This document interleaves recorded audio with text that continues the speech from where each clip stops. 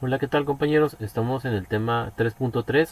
Vamos a ver en general qué son los conflictos internacionales. Ya ese tema ya lo tenemos de hecho muy bien visto a través de la carrera de Relaciones Internacionales, pero vamos a ver en general son entendidos y comprendidos los conflictos internacionales a partir primeramente de la comprensión del concepto de conflictos, ¿no? Entonces, cada vez son temas más cortos para no hacerlos tan largos y evitar que inviertan demasiado tiempo en los videos y se enfoquen más en las tareas o en el trabajo final, ¿no? Y entonces, vámonos rápidamente a esto de los conflictos internacionales. Vamos a ver una lectura que se llama Poder y Análisis de Conflictos Internacionales, ¿no? El complejo del conflicto de Guillén Farrés. ¿Qué son los conflictos internacionales? Dentro de Guillermo Farrés establece este concepto que cita de López, en la misma enciclopedia que hay de paz y conflictos. Llama a conflicto a aquellas situaciones de disputa o divergencia en las que existe una contraposición de intereses. O sea, yo deseo algo y tú quieres algo totalmente diferente. Necesidades, sentimientos incluso, objetivos, conductas, percepciones, valores y o afectos, entre individuos o grupos que definen sus metas como mutuamente incompatibles. O sea, yo quiero algo absolutamente diferente a lo que tú quieres y no podemos llegar a un acuerdo de forma negociable. Entonces tenemos que irnos a este conflicto. El conflicto es algo sustancial e ineludible, o sea, no se puede evitar en la naturaleza humana. Y puede existir o no una expresión violenta de las incompatibilidades que genera. Esto significa que el conflicto es normalmente agresivo, representa una expresión violenta, aunque hay conflictos donde no necesariamente se expresa gran violencia, pero dentro de las relaciones internacionales, en el contexto internacional, observamos que a la hora de que escuchamos conflicto, normalmente nos hace recordar a las guerras mundiales o a las guerras regionales. Entonces, desde un nivel internacional nos figura que el decir conflicto representa una agresión armada muy normalmente, ¿no? No, pero no necesariamente se tiene un conflicto de expresión violenta en el sentido de irse a la guerra, sino hay otros conflictos como por ejemplo los económicos. El mismo ejemplo que siempre les pongo de las guerras arancelarias entre China y Estados Unidos, ¿no? Wallenstein en el 2007 también dice que el conflicto es una situación social en la cual al menos dos actores, ¿sí?, individuos o a nivel internacional estados, se esfuerzan para obtener el mismo momento un conjunto disponible de recursos escasos. Aquí Wallenstein lo que dice es que muy normalmente describe las actividades de los estadounidenses, porque los estadounidenses cuando se van o deciden irse al conflicto, siempre y en la mayoría de las veces es porque busca la disponibilidad del recurso escaso existente.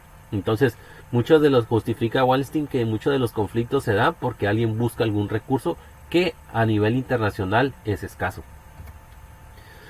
El estudio para la sociología del poder, todos los conflictos implican una competición entre los actores.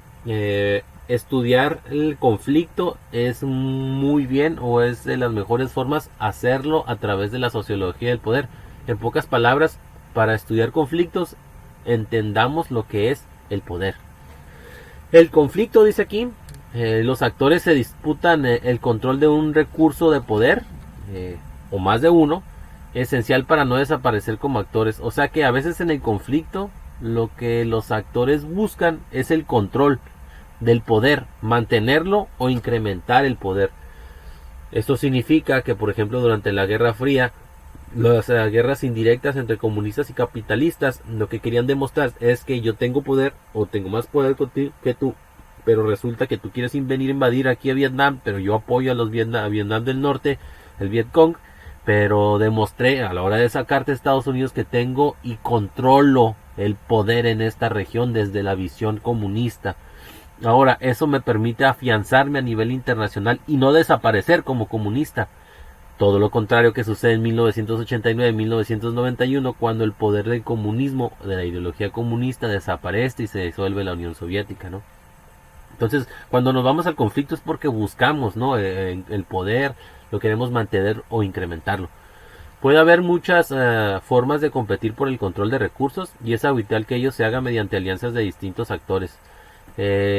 Para eso están los regímenes internacionales. La suma de fuerzas es mejor que ir al conflicto solo, ¿no? Por eso durante el periodo de la Guerra Fría había alianzas capitalistas, comunistas y entre comillas los no alineados, como lo había en la Segunda Guerra Mundial y como lo había también durante el periodo de la Primera Guerra Mundial.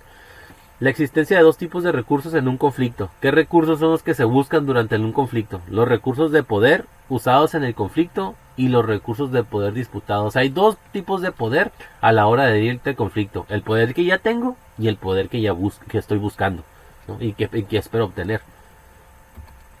El conflicto es una relación de poder entre los actores que participan. Según ellos, los actores implicados en un conflicto intentan imponer unos a otros cambios conductuales, o sea, de conductas y o de objetivos, lo que es claramente una relación de poder. La relación de poder demuestra de que yo puedo decir, haz esto y lo vas a hacer. Y cambia tu conducta, vas a cambiar tu conducta. Cambia tus objetivos, cambia tus objetivos. Si estamos en conflicto indirecto, pues, y no quieres una guerra más directa, vámonos a un conflicto militar. Puede empezarse la amenaza de uno sobre otro, con simplemente guerra arancelaria, como lo vimos, y si este no hace caso, escalar hasta el momento del conflicto militar. Joseph Himes en el 80 dice, define el conflicto social como luchas intencionadas entre actores colectivos que utilizan el poder social para derrotar o eliminar oponentes y para ganar estatus, poder, recursos y otros tipos de bienes escasos. Esto es una definición más social sobre los individuos en sí, aunque también puede demostrar las interacciones a nivel internacional. Entonces son actores que trabajan o están dentro de la sociedad o de la misma sociedad internacional, si es el caso, y utilizan sus relaciones, su régimen o el régimen internacional en el que se encuentra para derrotar, ¿no?, al oponente. Aprovecho mis alianzas, ¿sí?, mi poder y mi estatus, y con ello, ¿sí?, y trato de obtener el poder de mantenerlo también y buscar el recurso que es escaso. El mismo poder puede ser en algún momento escaso. Y ahí termina. Estos son cómo entender los conflictos. Los conflictos se buscan recursos escasos normalmente. Los conflictos utilizan poder, buscan poder.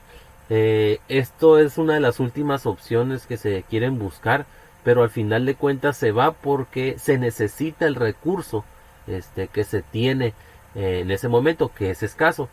Si el recurso es escaso, si busco territorio, si busco incluso incrementar o expandir mi ideología y no puedo expandirla de manera persuasiva, con diálogo, con imposiciones económicas, el único recurso, pero el más caro, es irte al conflicto.